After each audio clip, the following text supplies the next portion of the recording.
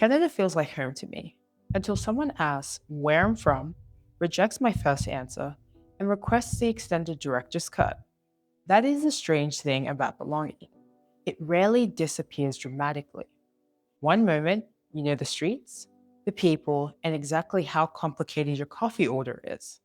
The next, something small reminds you, I built a life here. So why do I still sometimes feel like a guest inside it? Today, I want to talk about what happens after you adapt.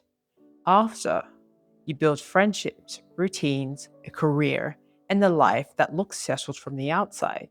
Because there is an assumption that once your life becomes stable, the belonging question should be resolved. But what happens when Canada generally feels like home until suddenly it does not?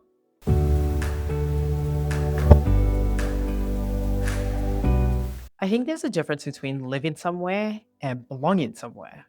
Living somewhere is practical. Belonging is emotional. It is a feeling that you do not have to keep proving your right to occupy the life you have built. Sometimes your life settles before your nervous system does. You know how to operate. You know how to succeed. You may even know how to appear completely comfortable, but being capable of navigating a place is not the same as feeling held by it. There are many moments when Canada absolutely feels like home to me. It feels like home when I walk into church and recognize the faces. When I can say, remember when? And someone remembers. Shared memories are evidence that you have not only lived somewhere, you have participated in it. Canada is home because I have grown here. I have struggled here. I have celebrated here. But it was not a home that felt naturally immediately. It was a home I had to grow into. Then there are moments when that sense of home flickers. Usually they are small. Someone asks where I'm from. I say Canada or Australia, depending on the context. Then comes, no, but where are you really from? And suddenly, the question is no longer about geography. It is about whether my first answer was believable. Or I find myself explaining Nigerian culture, Australian culture, Canadian culture, my accent, my family, my faith, my hair, my humor, and possibly the geopolitical history of the three continents before lunch. Halfway through, I realize I am no longer simply participating in a conversation. I am translating my existence. But there is a difference between someone wanting to know you and someone examining whether your identity makes sense to them. In those moments, I become aware that I'm not only present, I am being interpreted. And being interpreted all the time is exhausting. The way I understand it now, there are three levels of belonging. The first is functional belonging. You know how to operate in the environment. You understand the systems, expectations, and unwritten rules. The second is social belonging. You have people, friends, co-workers, a faith place, a neighborhood, a community. There are people who notice when you are missing and who understand enough of your life that every conversation does not begin with chapter one. But there is a third level, emotional belonging.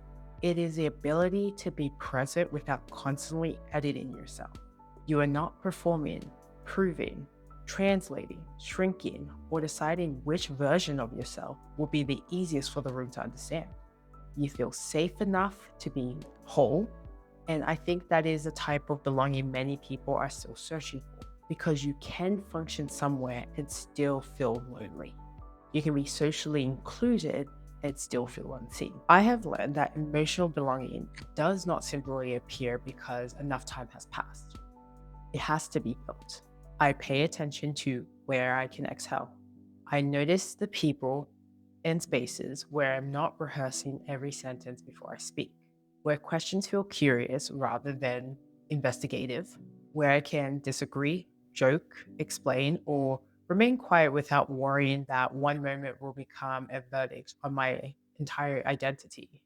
Second, I stopped demanding that one place meet every belonging need. My Nigerian heritage gives me one kind of recognition. My Australian upbringing gives me another. My Canadian life holds who I have become.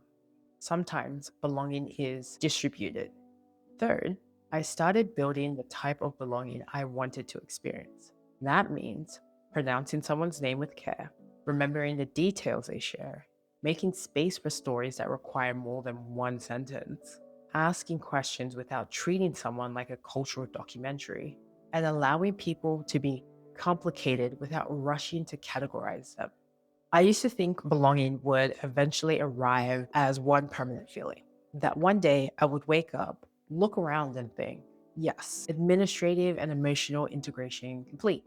But belonging does not seem to work that way.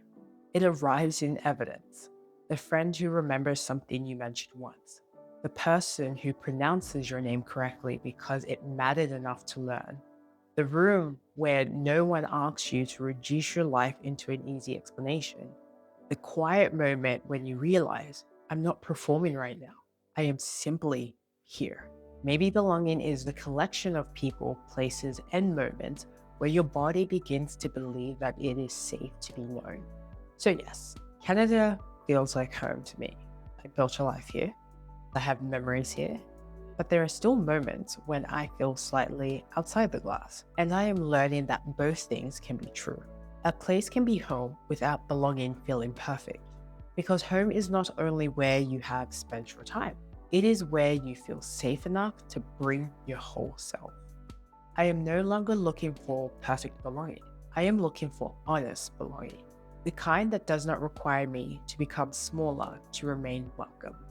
Have you ever felt at home somewhere and still felt like a guest? What makes you feel genuinely known, not simply included? Tell me in the comments.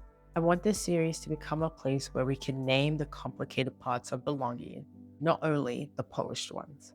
And if this conversation felt familiar, subscribe. I will see you in the next video.